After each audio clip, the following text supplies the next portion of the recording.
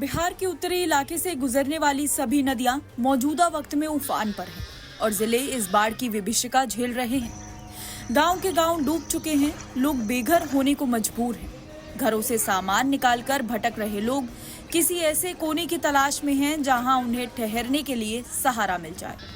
बिहार सरकार बार बार ये दावा कर रही थी कि सभी तटबंध पूरी तरीके से सुरक्षित हैं, लेकिन पिछले 24 घंटे में जिस तरीके से कई जिलों में तटबंध टूटे हैं, उसके बाद सरकार के सभी दावों की पोल खुली हुई है। बिहार के कई जिलों में बाढ़ की स्थिति पर केंद्रीय मंत्री नित्यानंद राय ने बयान दिया है। नित्यानंद राय ने कहा है कि मुख्यमंत्री नीतीश कुमार अपनी निगरानी में एक एक चीज को देख रहे हैं। राज्य और केंद्र सरकार तत्परता के साथ बिहार में बाढ़ को लेकर सजग है और सभी आवश्यक कदम उठाए जाएंगे। मुख्यमंत्री जी अपने निगरानी में एक एक चीज को देख रहे हैं। राज्य सरकार और केंद्र सरकार दोनों तत्परता के साथ बिहार के बाढ़ पर सजग है और जो भी आवश्यक कदम उठाने पड़ेंगे सब उठाया जाएगा। कोई गलत आरोप लगा रहा है, वो क्या आरोप लगाएंगे? जिनके जमाने में कभी बाढ़ आती थी, यानी कि जंगल राज, लालू राज और आरजेडी के राज में, तो उस समय बाढ़ घोटालों का बड़ा कारण बन जाता था, लूट लिए जाते थे। लोग क्या बोलेंगे? बाढ़ की स्थिति पर बिहार के मंत्री मंगल पांडे ने भी अपना बयान दिया है।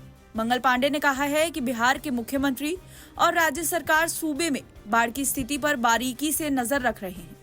सरकार बाढ़ प्रभावित लोगों को राहत पहुंचाने के लिए उचित कदम उठा रही है। बाढ़ प्रभावित लोगों को भोजन उपलब्ध कराया जा रहा है।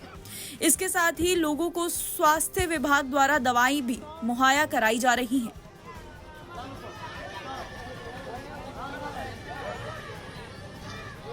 बाढ़ पर माननीय मुख्यमंत्री जी और पूरी सरकार गंभीरता के साथ नजर बनाए हुए है।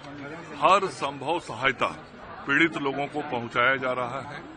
जो जलस्तर तेजी से पिछले 2 दिनों में बढ़ा है, सभी जिलाधिकारी भी उस पर नजर रखे हुए हैं और जहां कहीं बांध के टूटने के कारण कुछ प्रखंडों और पंचायतों में जल जमाव हुआ है या बाढ़ का पानी आया है, वहां पे कम्युनिटी किचन के माध्यम से लोगों को खाना खिलाने की व्यवस्था की जा रही है।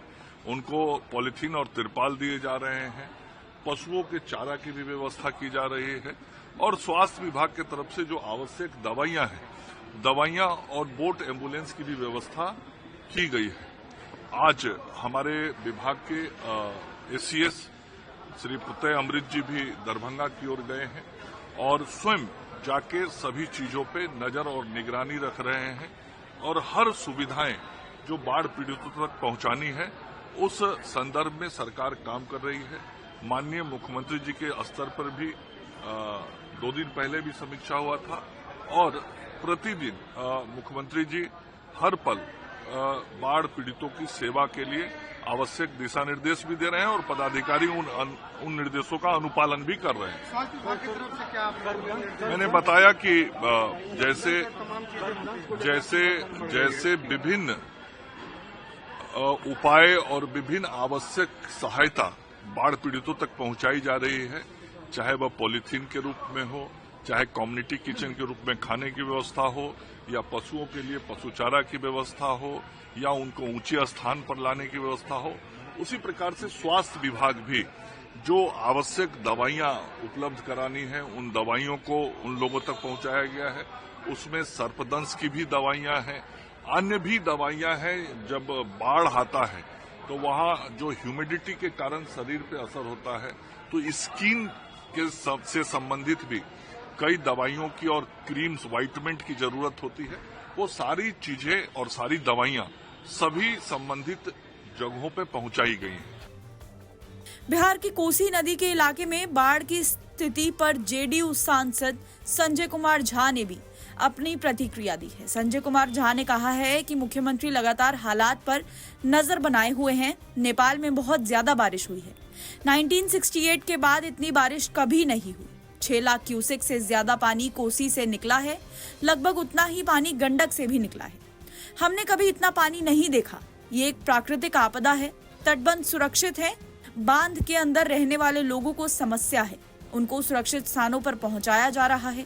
प्रशासन अपना काम कर रही है। हमारा लगातार प्रयास रहा है कि इसका स्थायी समाधान भी होना चाहिए। वहीं विजय कुमार सिन्हा ने भी बिहार को लेकर चिंता व्यक्त की है। उन्होंने क्या कहा है, आइए सुनते हैं। लगभग अर्धशतक के बाद इस तरह की स्थिति बनी है। 6,61,000 क्यूसेक वाटर छोड़ा गया, जो पहली बार बिहार में अनुभव है। लेकिन सरकार सजग है। सरकार की सजगता से वो नुकसान नहीं कर पाएगा जो अकस्मात बाढ़ आने से होता है।